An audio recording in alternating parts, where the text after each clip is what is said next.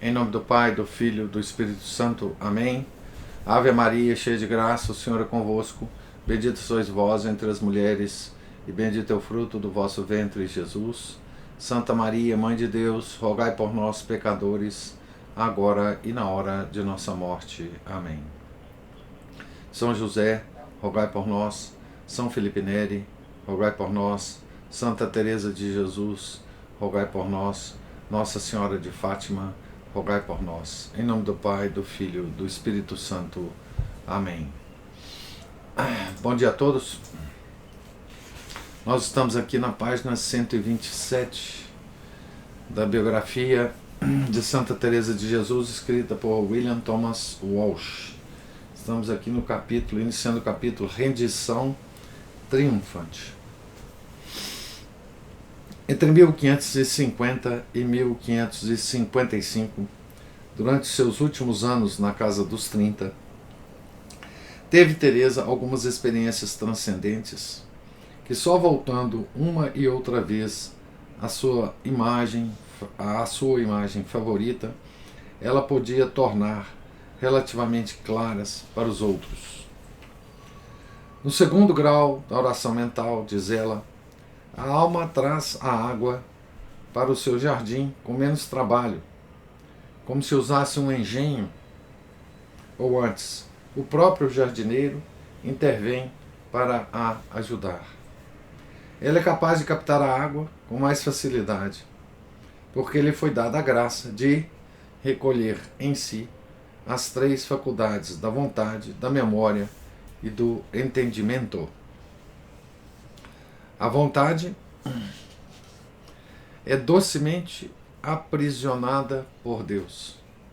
As outras duas faculdades ajudam a vontade, se esta não procura influenciá-las.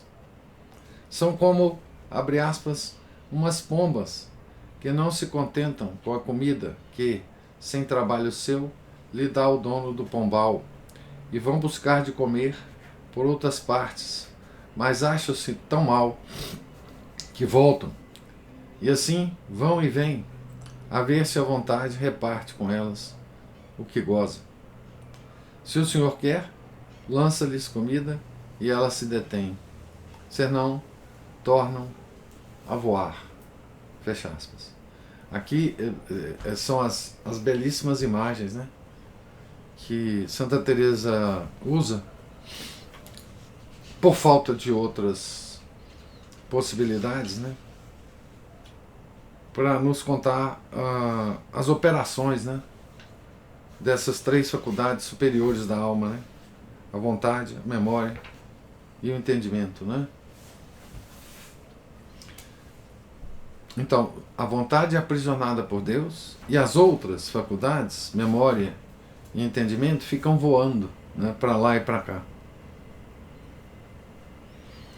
Enquanto dura a oração de quietude, a vontade, unida com Deus, embora não totalmente engolfada nele, permanece serena e calma, mesmo que a memória ou o entendimento estejam distraídos. E pode chamar essas duas faculdades, tornando-as, pouco a pouco, presentes. Diz Santa Teresa que poucas almas chegam a este grau de oração e poucas o ultrapassam. Algumas voltam atrás e tornam-se muito infelizes. Inclina-se ela a atribuir esse fato à falta de compreensão de si próprias e do alto privilégio que lhes é dado. Reconhecem a tranquilidade e o recolhimento que Deus lhes concedeu, com uma satisfação e paz tão completas, que bem podem pensar, não tendo progredido mais, que não tem mais nada a desejar. E como São Pedro, podem exclamar, abre aspas, Senhor, estamos tão bem aqui, fecha aspas. Mas estão muito iludidas e, não avançando, estão em perigo de cair. Seja o que for, que dure a oração de quietude, nunca ela cansa a alma. Abre aspas, porque o entendimento atua com muita suavidade e tira muito mais água do que apanhava no poço. As lágrimas de Deus aqui já vão com gozo. Brotam naturalmente, sem esforço nosso. Fecha aspas. Abre aspas para Santa Teresa. Um trecho da autobiografia, né? Esta água de grandes bens e mercês que o Senhor dá aqui faz crescer as virtudes incomparavelmente mais que na oração passada. Já se vai a alma elevando acima da sua miséria e recebendo alguma notícia dos gostos da glória. Isso as faz crescer mais rapidamente e também mais as aproxima da verdadeira virtude, de onde todas as virtudes procedem, que é Deus. Porque começa Sua Majestade a comunicar-se a essa alma e quer que sinta de que modo se lhe comunica. Em chegando aqui, vai ela perdendo logo a cobiça das coisas da terra. O que não é de admirar, porque vê claramente que nenhum só momento daquele gosto se pode adquirir aqui embaixo. Nem há riquezas, nem poderio, nem honras, nem deleites que bastem para dar vislumbre deste contentamento. Porque é verdadeiro e é gozo que conhecidamente sacia. Fecha aspas. Nos prazeres que o mundo dá, acrescenta, há sempre um sim e um não. E as pessoas nem sequer percebem onde está o prazer. Mas na oração de quietude há apenas um delicioso sim. O não faz parte do prazer, mas vem no fim, quando a experiência passou e a alma se vê abandonada, incapaz por si própria de recuperá-lo, à espera de que Deus assim o queira. Certamente, Deus está sempre conosco e em todas as coisas, mas na oração de quietude, abre aspas, quer este imperador e Senhor nosso que sintamos aqui, que nos ouve e tenhamos consciência do que em nós produz a sua presença, dá a conhecer que quer particularmente começar a trabalhar na alma, pela grande satisfação interior e exterior que lhe dá. Fecha aspas. Esse deleite pertence à mais íntima região da alma, e ela não pode, abre aspas, atinar por onde nem como lhe veio. Muitas vezes nem sabe o que há de fazer, querer ou pedir. Fecha aspas. Tudo isto Teresa tirou da experiência própria. Vem depois um passo característico que não será mais fácil de ler em português do que o é no pungente, pessoalíssimo e quase intraduzível castelhano. Vamos lá, um trecho, né, da autobiografia. O que há de fazer a alma nos tempos desta quietação não é mais do que gozar com suavidade e sem ruído. Chamo ruído andar com o entendimento, buscando muitas palavras e considerações para dar graças deste benefício e amontoar pecados e faltas para ver que o não merece. Então isso é que ela chama de ruído, né? O entendimento, né? A razão humana tentando, né, operar, né? Todas essas lembranças aqui se agitam. O entendimento apresenta razões, a memória não sossega. Confesso que, por vezes, essas potências me cansam, pois, com ter tão pouca memória, não consigo subjugá-la.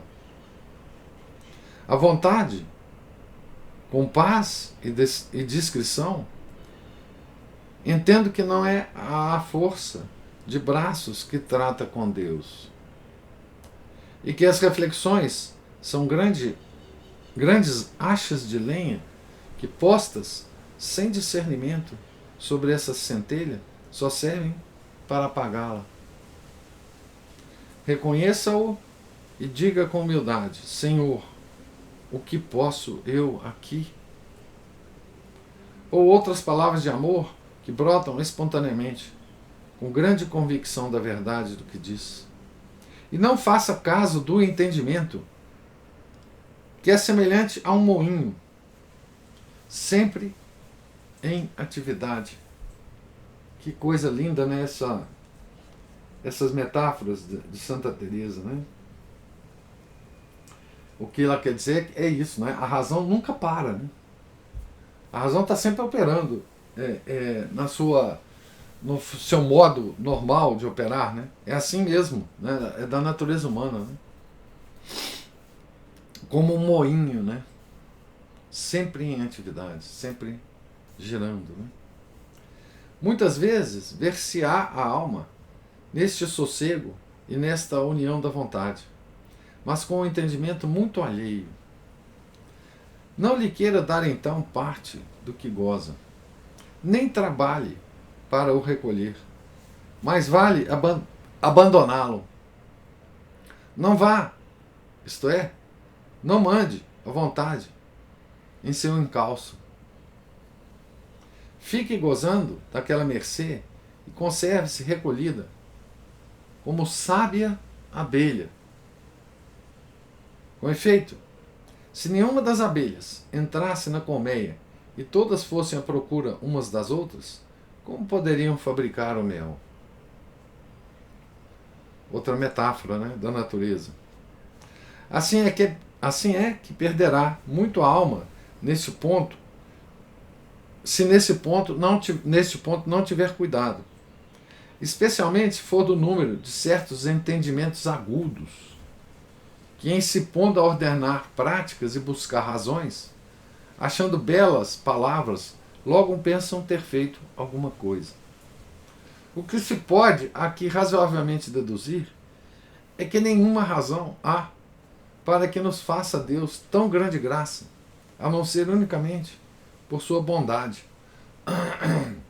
Estando tão perto de sua majestade, havemos de pedir-lhe mercês, rogar-lhe pela igreja, pelos que se recomendam a nós e pelas almas do purgatório, não com ruído de palavras, senão com sentimento e desejos de que nos ouça. É a oração que abraça muito, e com ela se alcança mais do que com muitos discursos do entendimento. Desperte em si a vontade para evitar este amor, para avivar este amor, algumas razões que se lhe apresentarão por se ver tão melhorado, e produza alguns afetos amorosos, propondo tudo fazer por aquele a quem tanto deve. Tudo isso, como já disse, sem admitir ruído do entendimento, muito amigo de andar à cata de grandes considerações.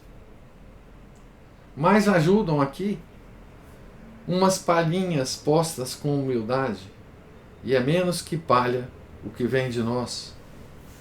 E mais servem para acender este fogo do que uma porção de lenha de razões, muito doutas, a nosso parecer, que no espaço de um credo o abafarão.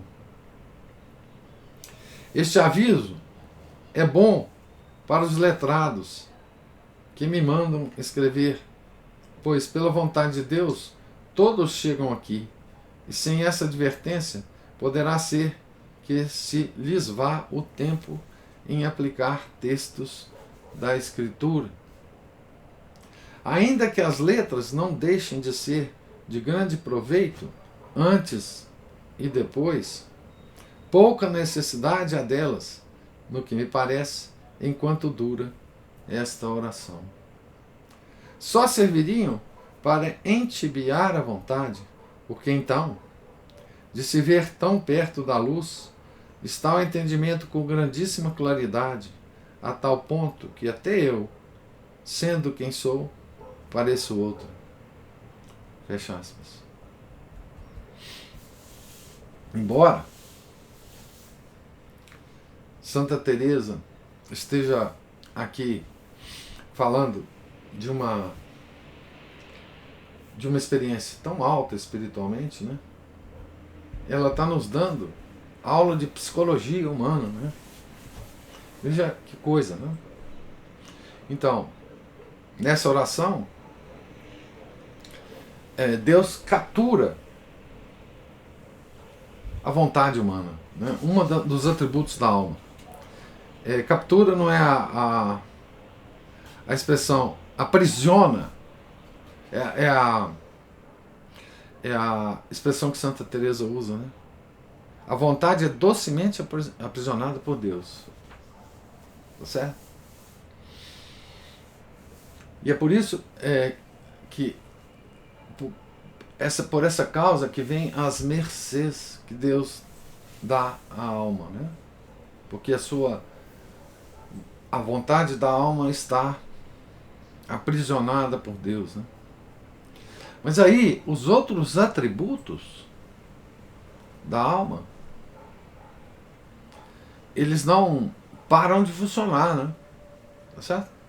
A vontade toma a frente aqui, mas, sobretudo o entendimento, usando a memória, né?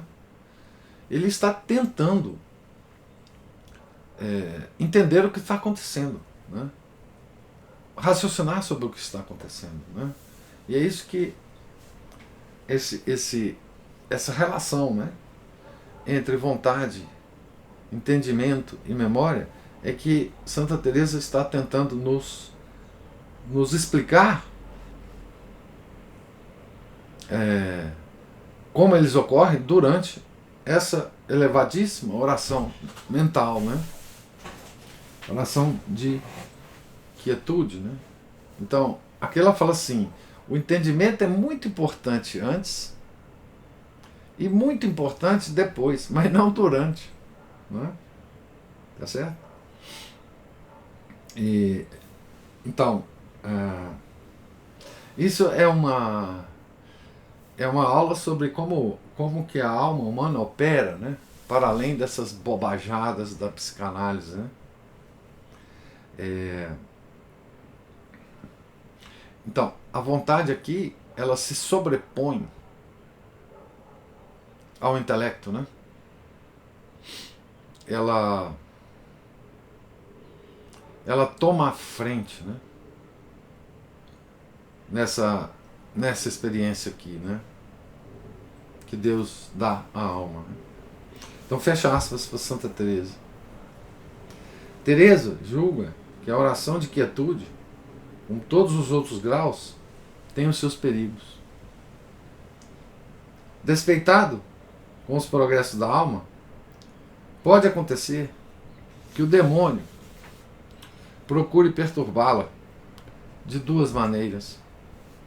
A primeira consiste em tentar iludi-la, dando-lhe um falso deleitamento, levando-a à soberba, ou seja, afastando-a de Deus.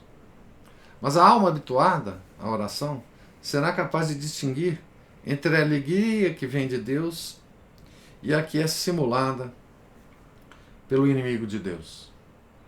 Pois o prazer que vem do demônio, ou aquele que a alma a si mesmo provoca, depressa acaba e não produz nenhum bom efeito, como a humildade ou o amor mais alto, mas somente aridez, inquietação e desilusão.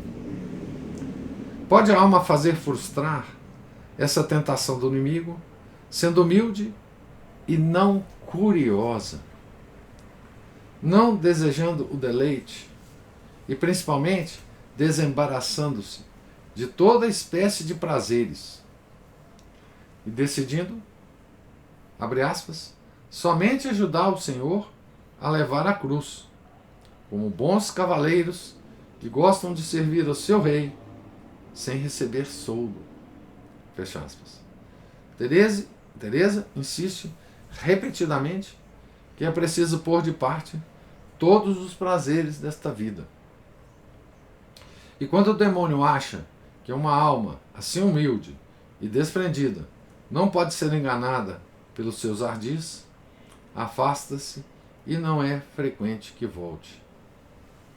Em segundo lugar, abre aspas para Santa Teresa, ocasiões há em que as mesmas almas que já submeteram tão inteiramente a sua vontade a de Deus, que para não incorrerem em imperfeição, se deixariam atormentar e afrontariam 1000 mortes, se veem então assustadas por tentações e perseguição que, para não o ofenderem, têm necessidade de recorrer às primeiras armas da oração, tornando a pensar que tudo acaba e que há céu e inferno e outras coisas semelhantes. Fecha aspas. Para a alma humilde, como uma criança, que alegremente obedece à ordem do Senhor, abre aspas, toma a tua cruz e segue-me, fecha aspas, toda a tentação há de passar. E os pontos da oração de quietude hão de se ir manifestando gradualmente. Ganhará humildade, autoconhecimento, desejo de avançar na oração e de desprezar qualquer ocasional compensação. Abre aspas, segurança, com humildade e temor, de que se há de salvar. Fecha aspas. O temor servil é agora substituído pelo temor filial e por um grande, desinteressado amor de Deus. Abre aspas, enfim, para não me cansar, digo que é um princípio de todos os bens, um abotoar das flores, as quais falta um quase nada para desabrocharem. Isto verá muito claramente a alma. Fecha aspas. Tendo passado por essas experiências, Teresa chegou entre 1550 e 1555 ao que ela chama o terceiro grau da oração mental. Correr a água de uma nascente ou o rio de graça que deliciosamente refresca o jardim da alma.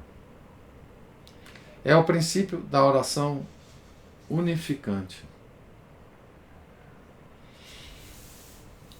Pode-se chamar oração de união parcial, para distinguir da mais perfeita união que Santa Teresa descreve mais adiante.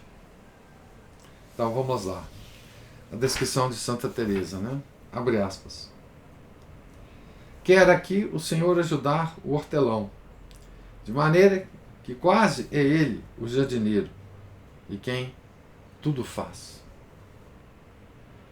É um sono das potências, que nem de todo se perdem, nem entendem como obram. O gosto, a suavidade e o deleite são incomparavelmente maiores que na oração passada. É que a alma, estando quase totalmente submergida na água da graça, já não pode, nem sabe, ir adiante ou tornar atrás. Quereria gozar de grandíssima glória. É como um agonizante que está com a vela na mão. Pouco lhe falta para morrer e deseja a morte. Está gozando naquela agonia com o maior deleite que se pode imaginar. Não me parece outra coisa senão um morrer quase totalmente a todas as coisas do mundo e estar gozando de Deus. Não conheço outros termos para o exprimir ou declarar. Não sabe então a alma o que fazer. Se fala, se fica em silêncio, se ri, se chora. É um glorioso desatino, uma celestial loucura. Presta atenção na escolha das palavras, porque isso aqui é muito interessante, porque são coisas contraditórias e é exatamente por falta de palavras que ela usa esses termos, né? Um glorioso desatino, uma celestial loucura, onde se aprende a verdadeira sabedoria. E para a alma é maneira deleitosíssima de gozar. Bem entendida, que não era inteiramente união de todas as potências, e via com muita clareza que era superior à passada, a oração de quietude. Muitas vezes estava eu assim, como desatinada e embriagada de amor, sem jamais ter podido penetrar o que era. Bem via ser obra de Deus, mas não podia entender sua ação, porque embora as potências se achem, de fato, quase inteiramente unidas, não estão tão engolfadas que deixem de agir. Fecha aspas para Santa Teresa. Então aqui as potências já estão mais unificadas, né? Não é como na oração anterior que duas delas podem passear, né? O entendimento e a memória, né? Um dia, depois da comunhão, Nosso Senhor fez-lhe ver, claro, num instante de deslumbramento, e ela registrou o melhor que as palavras permitiam. Abre aspas. Só de se ocuparem totalmente de Deus são capazes as potências. Disse-ia que nenhuma ousa mexer-se. Nem podemos fazer que se movam, salvo com muito esforço para nos distrairmos. E ainda assim não me parece que poderíamos consegui-lo inteiramente. Proferem-se, então, muitas palavras de louvor a Deus, sem ordem, se o mesmo Senhor nos conserta. Pelo menos o entendimento de nada vale neste ponto. Queira a alma bradar em altas vozes 1000 louvores. Está que não cabe em si, num desassossego saboroso. Outro termo, enfim, contraditório, né? Já lá se abrem as flores, já começam a exalar seus perfumes.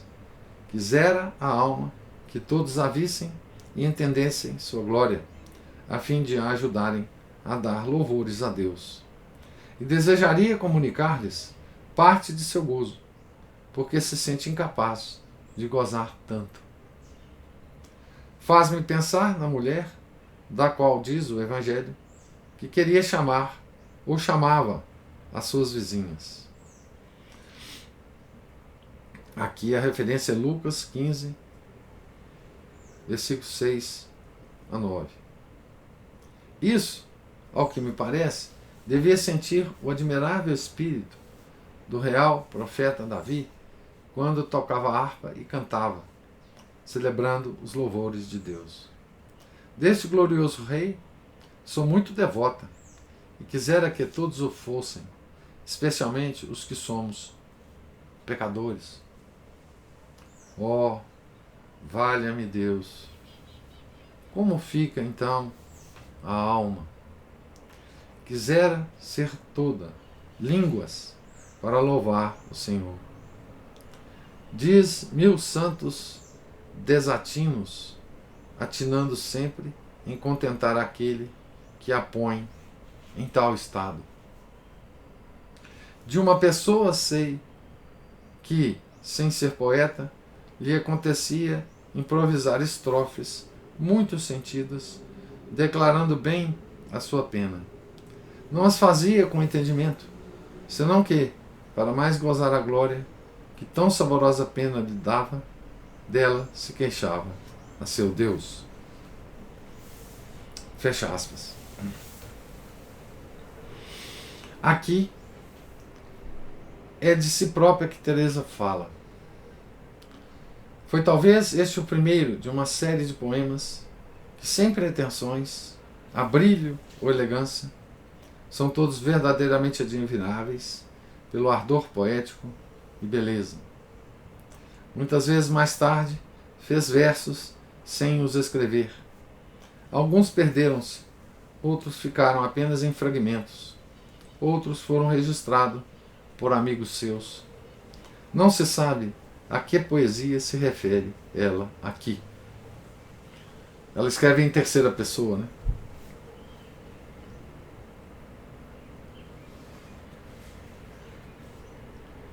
Eu vou parar aqui. Esse capítulo ainda está longe de acabar. Então,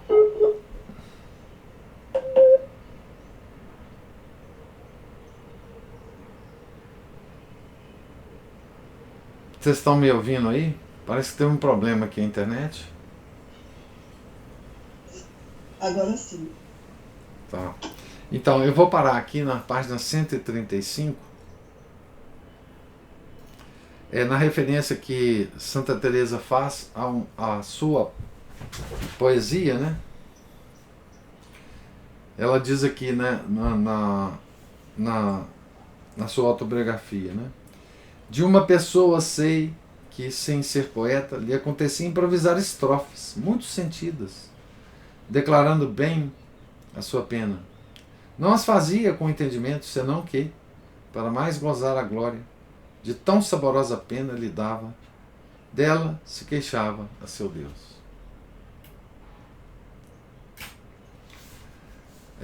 Então, era uma tentativa de Santa Teresa também, né, de expressar essa experiência dela, né, desse nível de oração, né.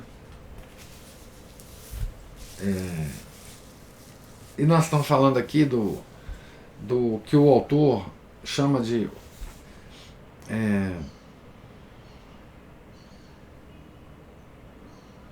união parcial, porque, enfim, é o terceiro grau de oração, né? Porque depois tem uma oração mais ainda elevada, oração unificante, né? Que é a própria nome que Santa Teresa dá a esse grau de oração, né? Que é uma espécie de oração em que as três potências, atributos superiores da alma, já agem muito mais coordenadamente, né, do que no segundo grau de oração, em que a memória e a vontade estão ainda rebeldes, né? A memória e o entendimento, desculpe, estão rebeldes, né? Embora a vontade esteja, na expressão de Santa Teresa, esteja aprisionada, né, por Deus. Tá certo? Bem, aqui há pouco que comentar, senão, porque, claro, nós não temos essa experiência, né, que Santa Teresa descreve, né. Eu digo que há o que contemplar apenas, né.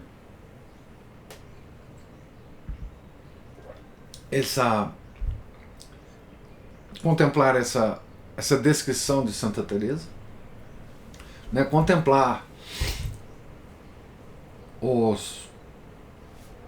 a forma de funcionar dessas três potências da alma, né, nesses graus de oração, tirar algum proveito disso para o entendimento da psicologia humana, né, para além das bobagens modernas. Contemplar as dificuldades da descrição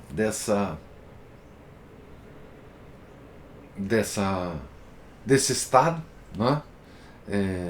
Inclusive com usos de expressões de oposição uma à outra, né?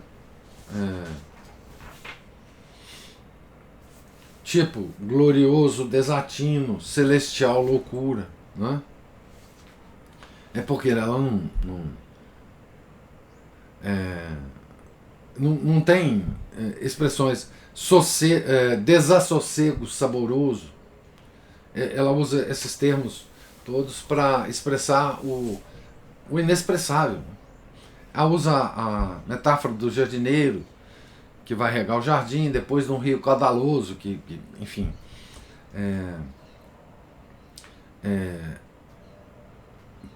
justamente tentando, porque ela foi ordenada a escrever sobre isso, né? Tentando dar a melhor impressão possível ao leitor, né? E certamente ela, ao escrever isso, estava sendo inspirada por Deus, né? A gente não pode imaginar que Santa Teresa vai escrever sobre isso e Deus não está nem ligando para isso, né? Tá certo? Então, eu gostaria de ouvir aí as observações de vocês sobre a leitura de hoje, se as houver.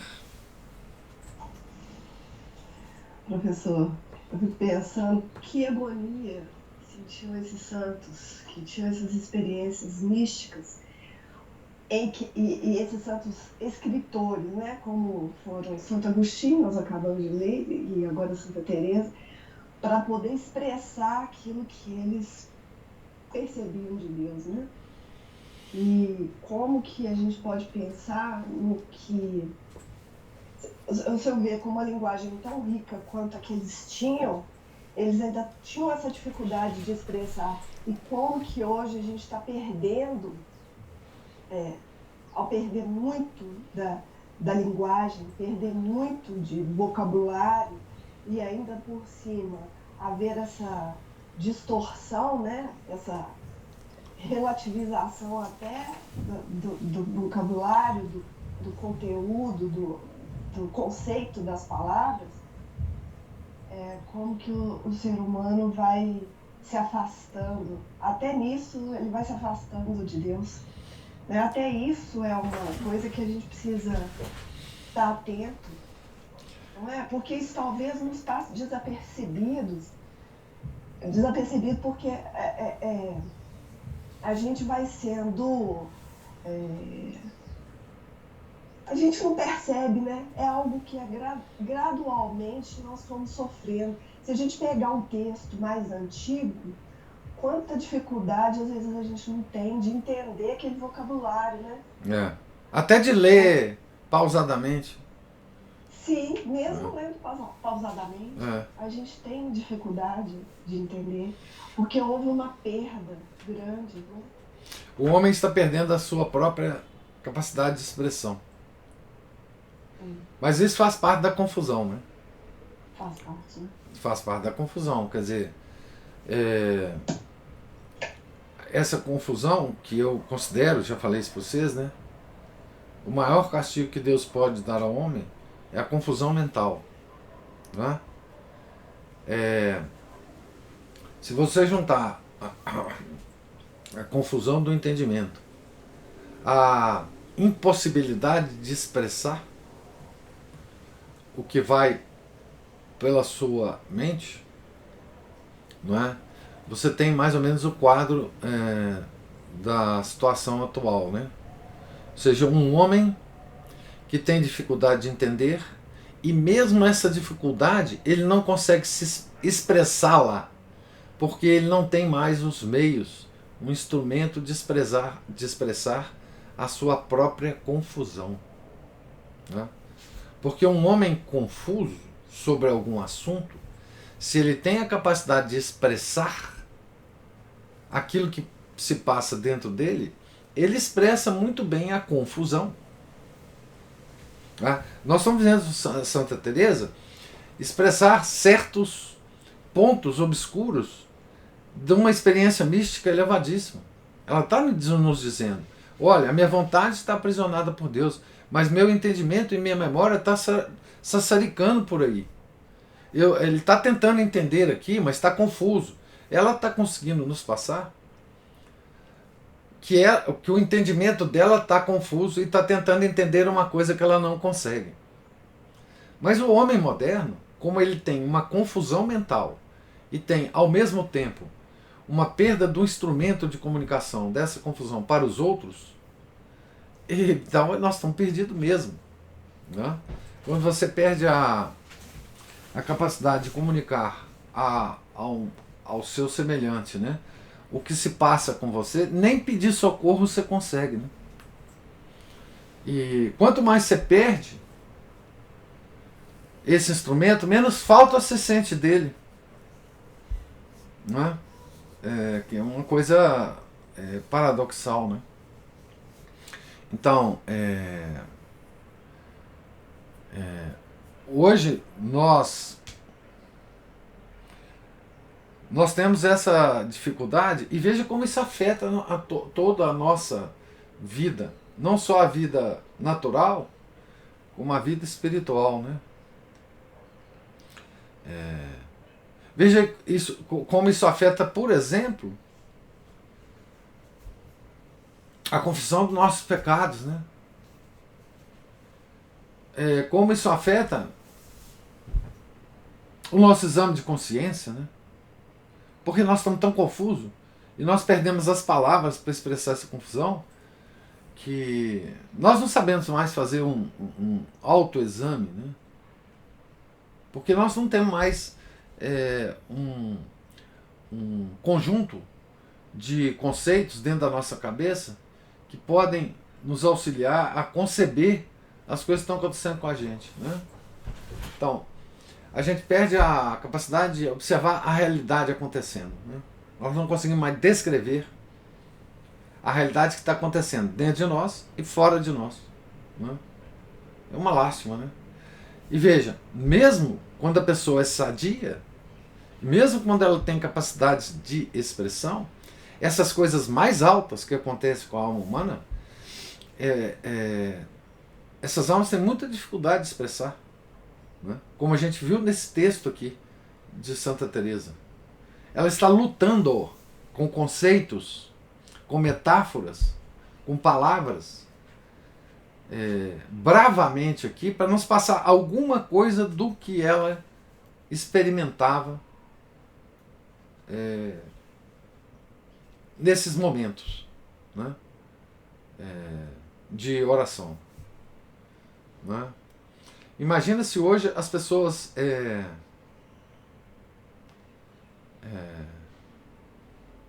conseguem expressar, mesmo não com situações confusas, mesmo situações simples, descrever alguma coisa. As pessoas não conseguem mais descrever alguma coisa que se passou com ela na tarde de ontem, por exemplo, com critério, com sequência temporal, com alguma coisa. Né? Então, enfim, esse é um castigo terrível que nós estamos tendo de Deus.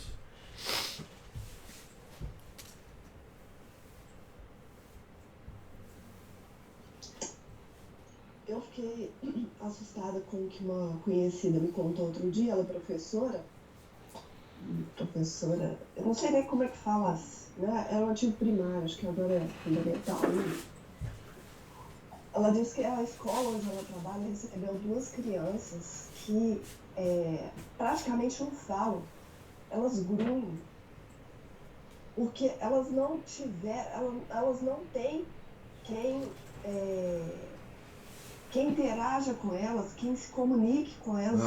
Olha que ponto, porque aqui nós estamos falando até de uma coisa que é mais elevada, e estamos falando também de coisas assim, da nossa comunicação do dia a dia. A gente ainda está sendo mais ou menos capaz, né? Apesar de que tem momentos que a gente fala alguma coisa e parece que a gente está falando em outra língua, que a pessoa não consegue entender o que a gente está querendo dizer, né? Mas a que ponto estão chegando as coisas? A ponto de crianças não conseguirem falar o básico, se expressar no básico. É bem assustado, né? Você sabe o que contribuiu para isso, Ana Paula? Foi as máscaras. A criança, ela precisa ver a boca do adulto falando para ela conseguir articular as palavras. E a máscara não deixava as pessoas verem, as crianças verem os adultos, né? Os nenéns verem os adultos, etc, etc. Esse fenômeno que você descreveu, eu não sei exatamente se é isso exato que aconteceu com essas crianças específicas, mas esse fenômeno foi mundial depois, durante e depois da pandemia. As crianças, primeiro, as que falavam deixaram de falar, e as que estavam aprendendo não conseguiam aprender mais a falar. Porque a criança olha para a sua boca. Quando você expressa uma palavra para ela, você mostra um livro para a criança, né? Fala, isso é livro, ela tem que ver a sua boca. Ela não pode só escutar o som. Ela tem que ver a articulação da boca, né? Para ela aprender a falar, né? E isso aconteceu, né? Foi uma regressão enorme de várias faixas etárias, né? E essas que estavam aprendendo, né? Não aprenderam, né?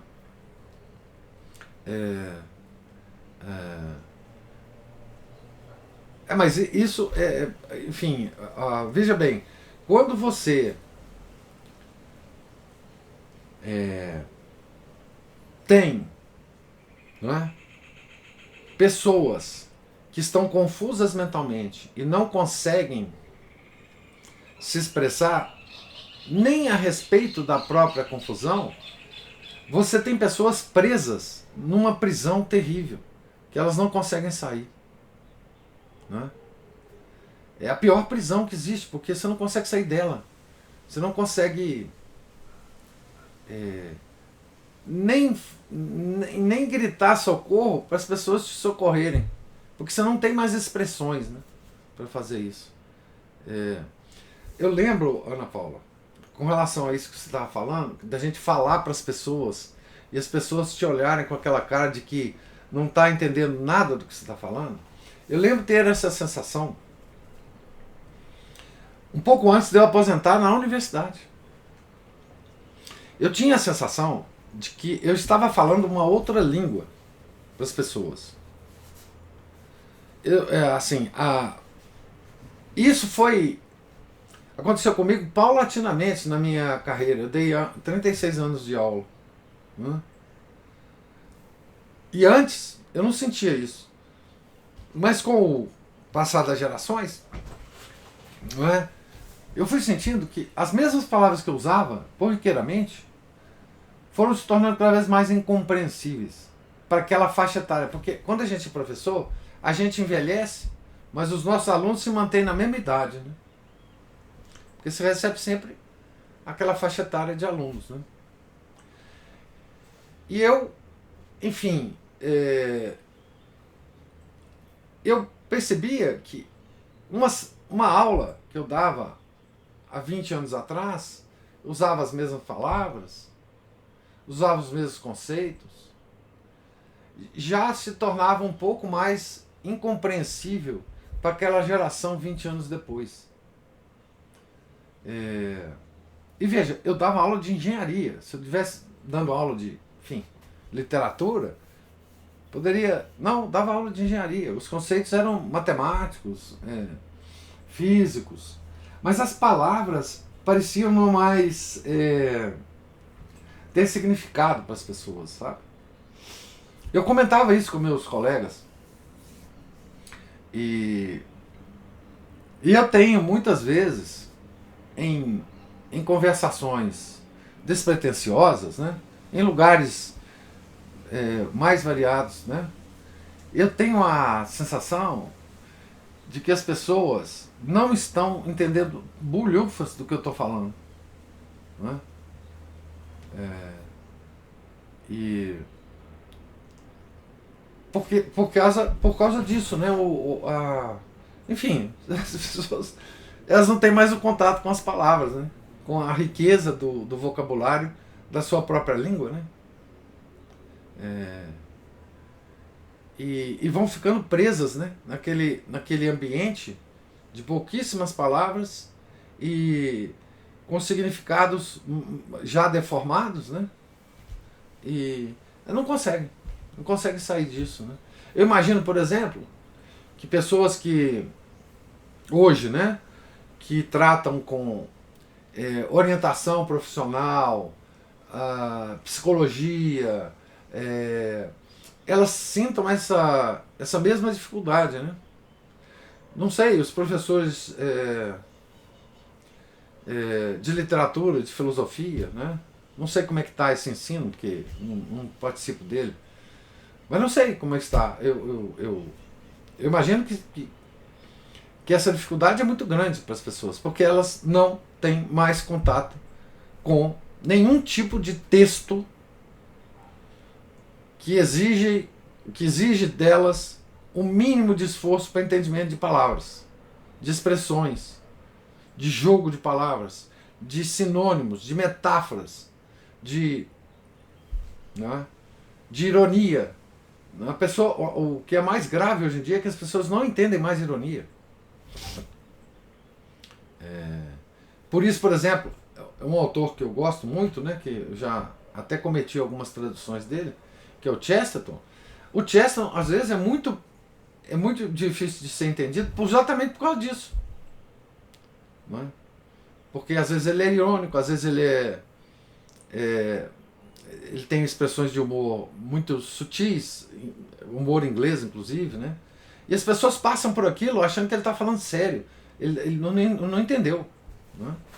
É uma lástima, Ana Paula, uma lástima. Assim,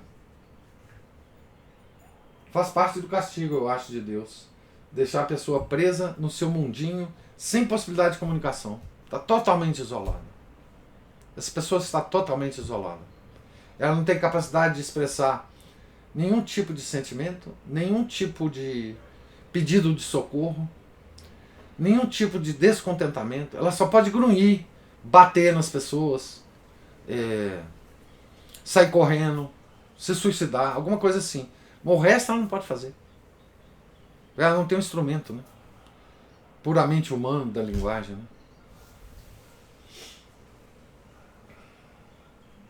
E com isso vão se afastando cada vez mais dos atributos superiores da alma. Se tornando vai ficando igual bicho. Bicho.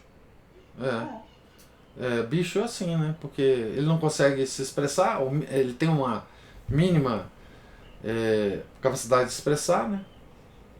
E as pessoas não vão entendendo mais os próprios sentimentos, né, Ana Paula?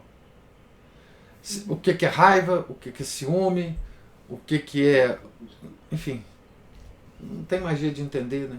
Então ela vai grunhir sempre. Qualquer que seja o desconforto dela, né? Isso que o senhor falou aí no início, quando o senhor citou as máscaras, né? O quanto as máscaras atrapalham.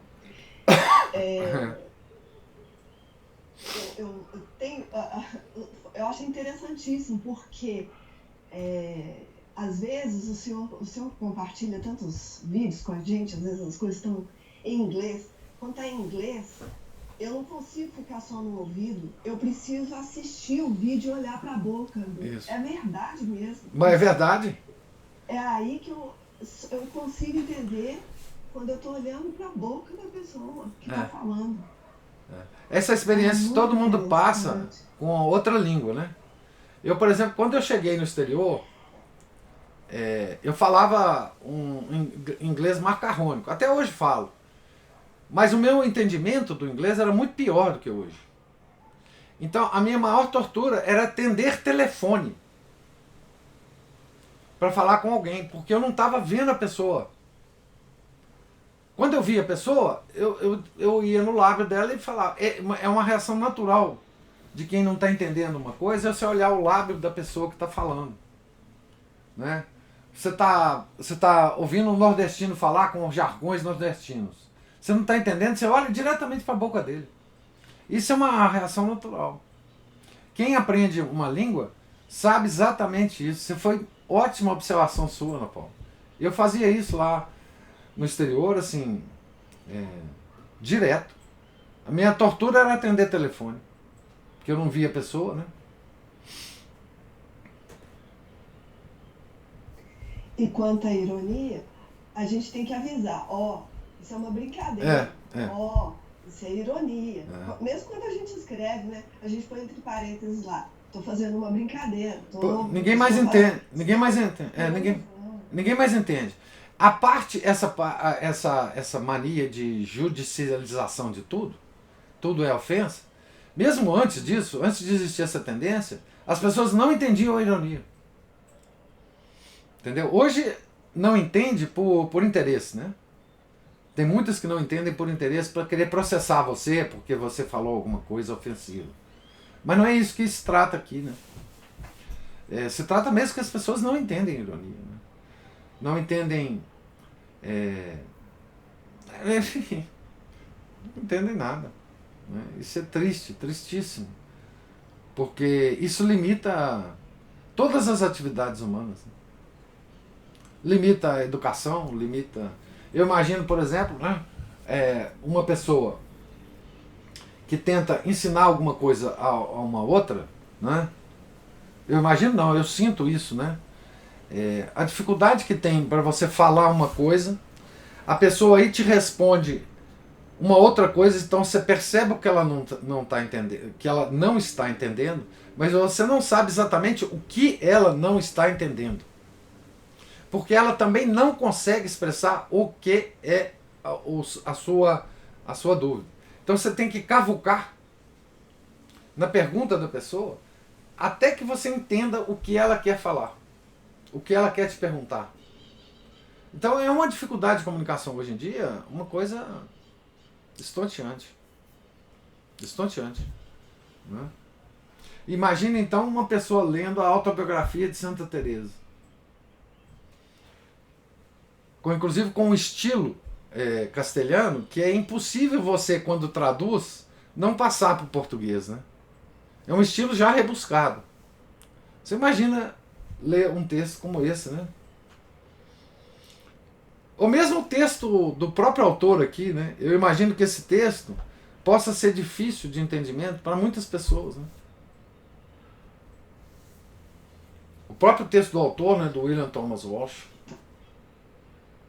E eu já contei isso para o senhor uma vez, aqui numa dessas leituras, que quando o senhor começou lá a dar aula para a gente, após a missa, lá no Monte Calvário, na época do Padre Paulo, eu não entendia muita coisa. Eu ficava pensando assim, nossa, coitado desse senhor, ele não sabe explicar.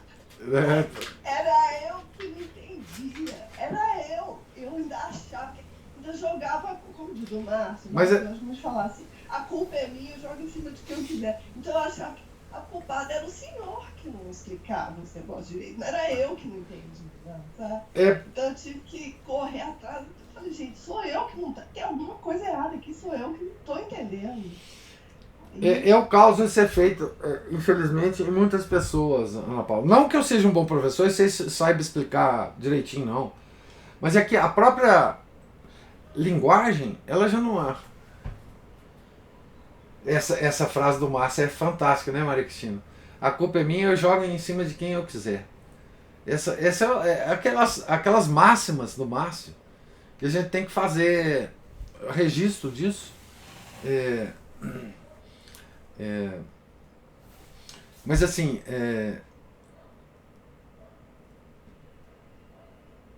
olha lá, a Maria Cristina está lá. Você causa isso em muita gente mesmo, também sou uma.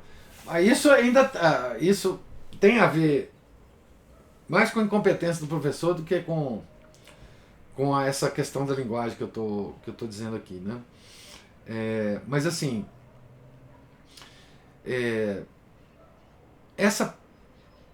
quando a gente vê, por exemplo, a gente só pode entender essa tragédia dessa perda da linguagem, da perda da capacidade de comunicação, quando a gente sente alguma coisa na pele mesmo, né? Porque, veja,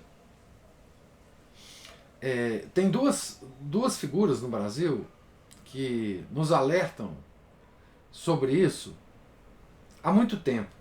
Não, 3 figuras, eu diria, né? O Olavo de Carvalho há muito tempo tem falado sobre isso. Falou durante a vida dele toda. E muito para trás, né?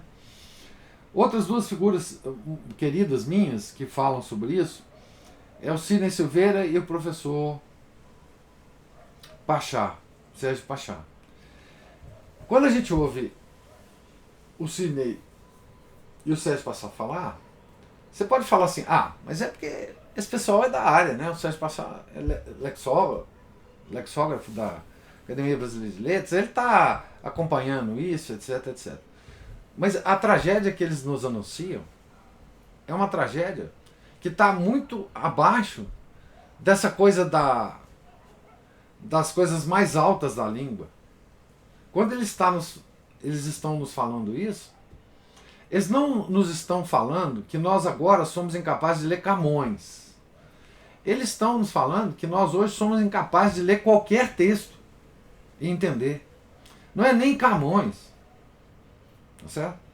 Quando eles falam de Camões, de Machado de Assis, hoje não, é porque nós não estamos mais sendo capazes de ler nem placa de ônibus, nem aquelas propaganda que vem atrás dos ônibus. Perdeu tudo, né? Então é uma tragédia que a gente só sente quando ela chega bem pertinho da gente.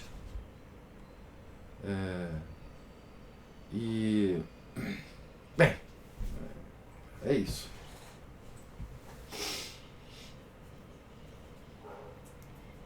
Professor.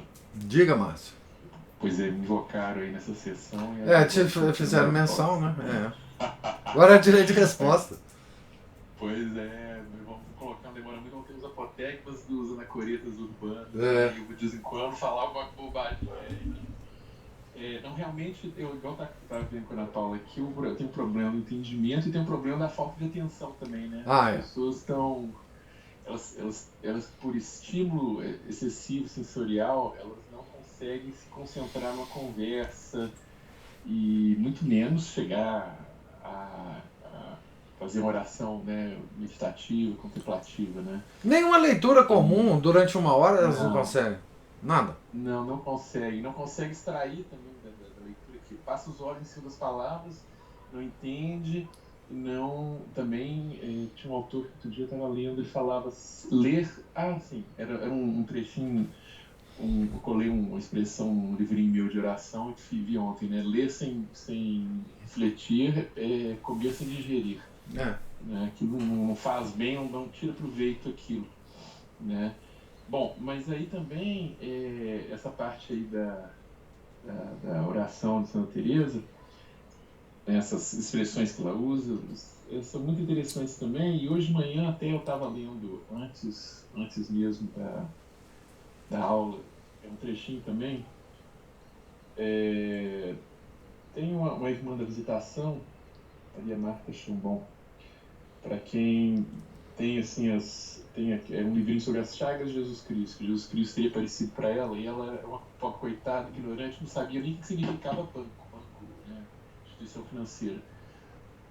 Ela perguntou, Jesus tinha falado com ela aquilo ali, né? Deposita no banco, tal. Ela depois virou para a madre: o que significa banco? O que é isso? Bom, não sabia de nada. Mas o interessante, né, dessas colocações de Santa Teresa é que Deus, isso aí é muito como se fosse oração, como se fosse uma relação entre pai e filho, esposo e esposa, dois namorados. Tem que ter um colóquio, né? E se a gente ficar com muita especulação de razão, o amado ele vai ficar silenciando, né? Como se fosse uma DR, uma discussão da relação, né? A pessoa que vai falar, a outra não vai falar nada com ela, vai ficar quieto. Chama DR, Sim. Cara, eu não sabia disso não. Tem sigla? DR, né? Discutir a relação, o relacionamento. Aí quando tem aqueles... Quando vinha a pessoa falar demais, assim, lá vinha DR. Gente, o que é isso?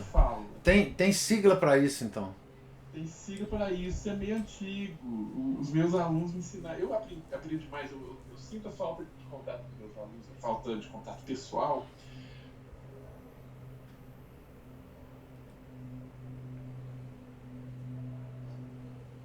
Outras coisas com vocês, eu vou ter que cumprir também a minha missão. porque é um ensino mútuo, né? É interessante isso. E o que muitas, né? E o que muitas vezes falha e deixa a oração árida, esse excesso de DR aqui que nós chegamos para Deus, eu parecendo aquela mulher enjoada que ia cobrando do marido um monte de coisa. Você não fez isso, você não fez aquilo, eu quero isso, eu quero aquilo, tem que blá blá blá blá blá blá blá. O que ele vai fazer? Ele quer a paz. Né? O marido em casa, ele quer a paz, como Nosso Senhor, ele quer a paz, no sentido da falta de rebeldia de um lado para poder se unir a ele, né? Essa a paz de Cristo, né? E aí a pessoa fala, ou seja, a predominância da razão. Então, se ela não deixar Deus sequestrar a razão, sequestrar a palavra ali, vamos dizer assim, não chega a ter esse momento, né? E não fica, e a coisa fica meio pobre por ali. Tem um desses classificados, inclusive eu imprimi outro aqui sobre nova formatação, para ficar mais fácil de mexer, que eu acho que a outra formatação ficou muito ruim. É até um livrinho assim, muito discreto, muito pouco valorizado, que eu achei uma vez, muitos anos atrás na pauta. Eu fiz um resuminho dele. Ele tem os inimigos dessa oração, que prejudicam a contemplação, são exatamente isso. Muitos, por exemplo, assim, excesso de literatura, insistência moderna do processo intelectual, detrimento do aspecto intuitivo e afetivo, ou seja, da parte passiva, né, da oração. E se a gente falar isso com o tridentina, vai colocar botar um monte de lenha na fogueira e colocar a gente para queimar. Escolásticos. Né? Ele quer levar a escolástica para a meditação dele, mas quando ele escolástica é um mapa, serve para poder, né, indicar o caminho, mostrar ali os perigos e tal, e outras teologias. Tanto é que São Tomás queria queimar tudo que ele escreveu diante de um êxtase. Pois é, foi que ele viu aquele, né, o tanto que serve. O relâmpago na escuridão e viu como são as coisas. Bom, é claro que a obra dele é utilíssima, né? Graças a Deus. Em casos é necessária para poder tirar as pessoas da ignorância. Mas o mais importante é como aquilo que o senhor falou, né, para Maria. E Maria ficou com a melhor parte. Então, a atividade da irmã dela, Marta, não era só de ficar varrendo, lavando panela, etc, etc. Mas a nossa atividade mental também excessiva nesse discurso aí com Deus. Que não para, né? Esse discurso interno que não para. Não para, isso aí de repente dá assim, tipo, bom, agora é sua vez de falar, mas você não falar diretamente ou com um clique rápido, ninguém está esperando um êxtase, mas como diz São Francisco de Sales, caso ele venha, não despreze essa bondade, essa amabilidade de Deus, porque se ele te der, caso tenha sido ele mesmo, né, não é ilusão, se ele te der é porque ele acha que você é capaz de merecedor disso. Ou então nem é merecedor disso, mas aquilo se torna às vezes necessário. Como São Paulo, por exemplo, como tem esse quadrinho aí atrás do senhor, caiu do cavalo. Caiu do cavalo. Não porque ele tenha merecido aquilo, mas seria necessário para dar um basta naquela vida pecaminosa. E aquela perseguição toda, né? E muitas vezes as melhores contemplações elas costumam vir, como namoro, por exemplo, as melhores doçuras vêm no início do relacionamento com Deus, né? Os iniciantes às vezes eles costumam ter melhores contemplações do que certas pessoas já no nível intermediário ou avançado. Os místicos dizem isso mesmo. Isso quem experimentar isso vai perceber isso também com mais assim, facilidade. Claro que ninguém vai ter uma contemplação digna de um teto de uma igreja barroca lá, com toda a glória e esplendor, de jeito nenhum. Mas ele coloca também hábitos de leitura rápida, paixão pela imprensa, ritmo acelerado, de vida. Ou seja, sempre esse excesso de atividade cerebral, né? E esse colóquio, essa relação, por exemplo, bom, aí fica a critério que, embora ela tenha tido bons diretores espirituais, eu estou falando agora da irmã Maria Marta Chambon, Deus coloca umas coisas muito interessantes aqui para ela, quando ele coloca aqui, minha filha, quando escolho o coração para me amar e fazer a minha vontade, acendo nele o fogo do meu amor. Contudo, não avivo esse fogo sem interrupção, para que o amor próprio não ganhe alguma coisa e para que não se recebam as minhas graças por hábito. retiro-me de vez em quando para deixar a alma entregue à sua própria fraqueza. Então ela se vê que está sozinha, comete faltas. Essas quedas mantêm-na na humildade, mas eu não abandono a alma que escolhi por causa dessas faltas. Olho sempre para ela e não sou assim tão severo, perdoo e volto. A cada humilhação une-vos mais intimamente a mim. Não vos peço grandes coisas, quero apenas o amor de vosso coração. E aí entra a questão da vontade, né? A vontade, né? O amor é a vontade. Quando a gente vê ama a pessoa. Amor a gente ama com vontade. Com a vontade, né? É a vontade. Ali não tem ali blá blá blá. Não tem sentimentalismo nenhum. Isso, é a vontade do bem querer ali mútuo, né? E a gente vê que Deus também ele vai se unir a essa pessoa quanto maior for o grau de humildade, seja ele imposto pela humilhação, seja autoimposto pela pessoa, pela contemplação das próprias limitações, do nada que são as coisas criadas, que são simplesmente instrumentos, né, para poder chegar a Deus, muito imperfeitos, mas são instrumentos, né, e que sem isso aí, se ela estiver nessa rebeldia, nessa agitação, ela não tem como desfrutar da presença dessa pessoa amada. Não tem. E não ter uma união com ela, não ter um coloque com ela, não saber a que ponto, o que ela tem que fazer para poder agradar a Deus. E Deus quer isso, boa vontade, né? Por isso tem lá no Glória, paz aos homens de boa vontade. Uhum. Ou seja, a paz, a união. Mas aí para a gente ter, para terminar, para ter a boa vontade, precisa eliminar também, ou seja, a humildade leva a boa vontade, mas tem que começar justamente quer dizer, uma coisa puxa a outra. Eliminar essa rebeldia da alma contra Deus, né? Tem que ter uma entrega maior, uma parte passiva, né? Ou seja, tem a ascese e a mística é mais a parte passiva. Mas tem que trabalhar essa ascese para poder finalmente a pessoa ter condições de se entregar e Deus fazer a pessoa, moldar essa pessoa do jeito que ela quer para que ela se santifique e melhor glorifique a Deus. E é só isso, professor. Obrigado. Desculpa pelo demora. Não, que isso. É exatamente isso. A única coisa que a gente pode não entregar para Deus é a nossa vontade. É exatamente a única coisa que Ele quer que a gente entregue para Ele. Né? Com a nossa vontade, nós podemos entrar em rebelião contra Deus. Ele sabe disso, Ele nos criou assim.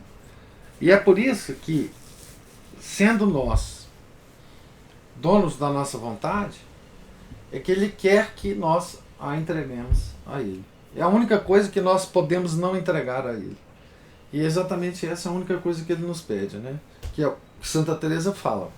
Nesse nível, o segundo nível de oração, Deus já apreende a vontade, aprisiona a vontade, porque nós a entregamos para Ele, mas ainda não aprisiona os outros atributos, né? As outras potências, que num terceiro grau vai começar a ser também aprisionado por Deus. E é fundamentalmente isso, né? Deus quer a nossa vontade. O nosso amor. Quando a gente fala o nosso amor, é exatamente a nossa vontade. Porque a gente ama com a vontade e não... O coração não é sede de sentimentos, é sede da vontade, né? Todas as escrituras, todos os textos clássicos de doutrina católica, quando você vê coração escrito, é a vontade. A vontade, né? Hoje, coraçãozinho, né? Coração é símbolo de sentimento, de se gostar um do outro. Amar não é gostar, né? Amai-vos uns aos outros não é gostai-vos um dos outros, né? Gostar e amar são duas coisas diferentes. Que é coisa que é completamente confundida hoje, né? Gostar, Deus não manda a gente gostar de ninguém, tá certo? Deus manda a gente amar, né? Amar é diferente de gostar, né? Coração é vontade, não sentimento, exatamente. Então, assim, nas escrituras, toda vez que você lê essa palavra, você tem que entender, ou no Santos, né, no Santo Afonso Maria de Ligório, Santo Agostinho, qualquer santo que você está lendo, né, se estiver lendo, que apareça a expressão coração, ele está querendo dizer vontade. Né? Então, o mundo moderno, enfim, confundiu tudo. Né? Então, primeira coisa, amar não é gostar. Segundo, coração é sede da vontade. Portanto, do amor. Né? A gente ama com a nossa vontade, não com o nosso sentimento. Né? Então, por isso que Santa Teresa fala que nesse grau de oração Deus aprisiona a vontade, aprisiona o coração, aprisiona o amor. Não é?